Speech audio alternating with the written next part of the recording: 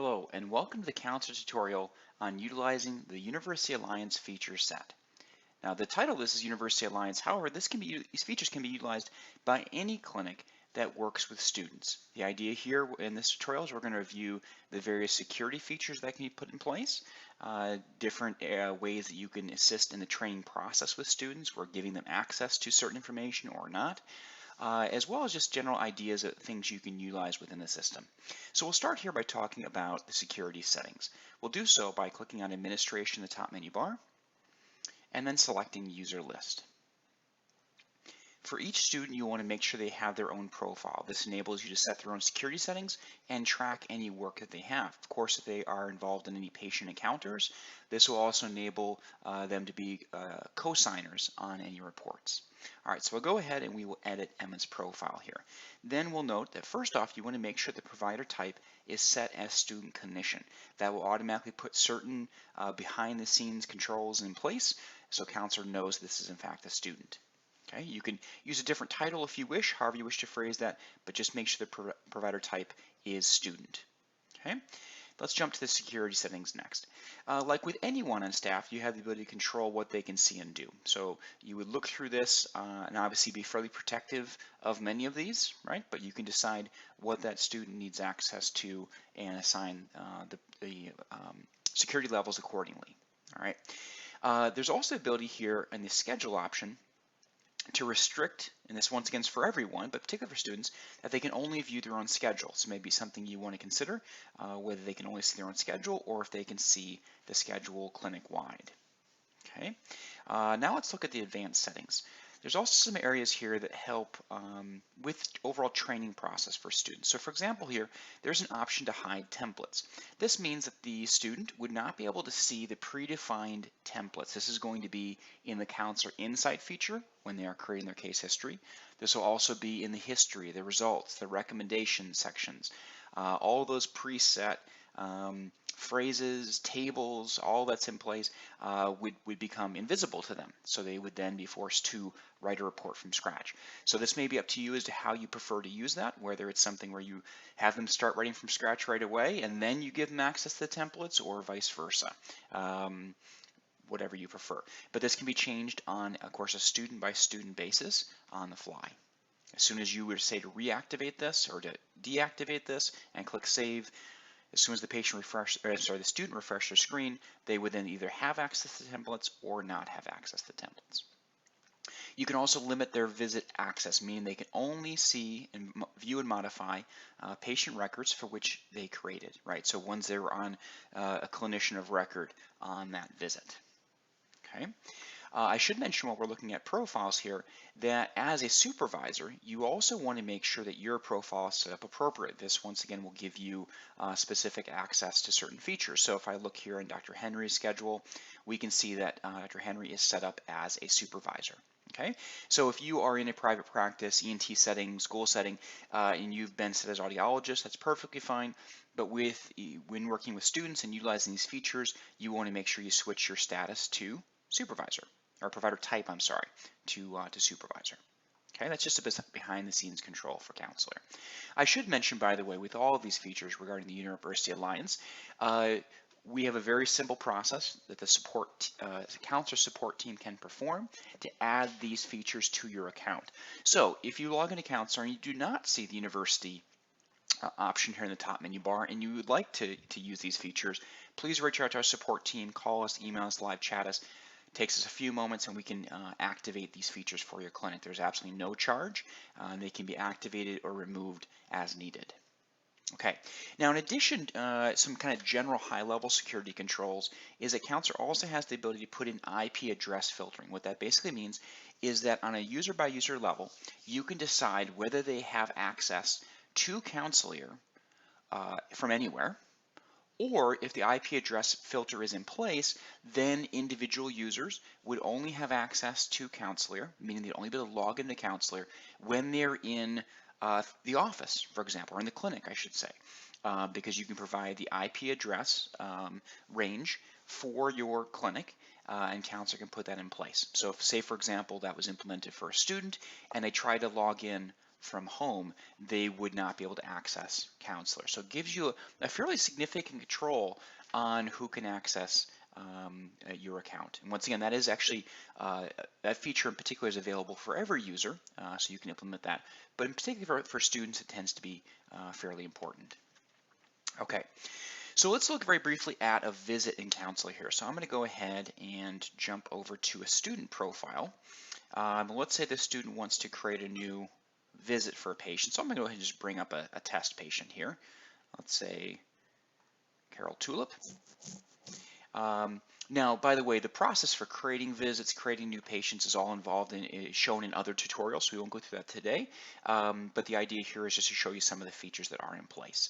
So if Emma went to create a new visit for this patient, Emma would then be required to designate who the supervisor is. In addition, Emma would be required to note whether this is direct or indirect supervision. Okay. Once that is in place, then Emma can proceed with the visit, of course. So now we have the student and we have the supervisor in place. In this case, Emma has access to C-templates. So for example, if I look at Counselor Insight, Emma could use these tools to help take the case history and start to build her reports. Okay, same thing goes within, say, the history section, right, where the templates are currently available. If this security level or ability had been removed, of course, this would all just be blank. Okay. There are also safeguards in place to make sure that reports are not signed by the supervisor until the supervisor is ready, and reports are not sent out until the supervisor says that things are ready. And there's sort of kind of three parts to this. First off, during the review process, the student can set any report as ready for review. So the student has done their work. They need the supervisor now to review this report and make any comments or sign off. Okay. Same thing go for chart notes as well, by the way. So once this is set as ready for review, let's go ahead and go back to the dashboard. The supervisor can see that Emma has 2 reports that are ready for review. So we can hop in, we can check those, right? Jump into Hal, jump into Carol's visit, make any comments. There's also the ability within Counselor Complete OMS to send tasks back and forth. If you use Counselor Connect, specifically the report writing system Counselor, this task management feature would not be available. It's just available with Counselor Complete OMS. So depending on how you use Counselor or which kind of product you use, you may or may not have the ability for task management as well as real-time chatting. So just some things to keep aware of as far as how you can keep communication between students and supervisors. Our goal here is that you should never have to print anything out. Right? There shouldn't be reports passing back and forth. There should be a convenient communication method right through Counselor.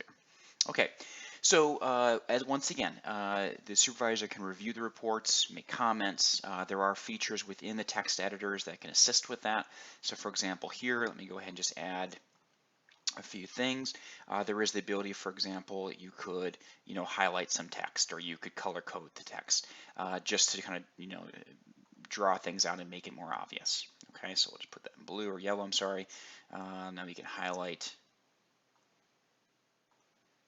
There we go. So whatever, you can go through and you can use that, or of course just additional notes to make clear what needs to be changed. Okay. When the report writing process is completed, as a supervisor, you can go ahead and sign off on these reports, right? And so the way that works is that you would click here on the locked option.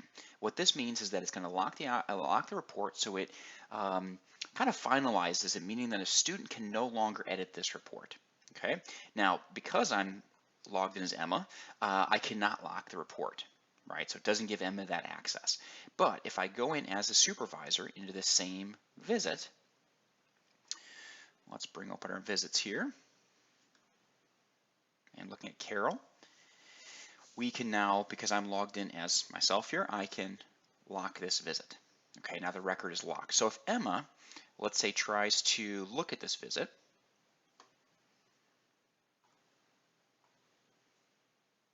she now knows that the record is locked. Supervisor must unlock to make further modifications.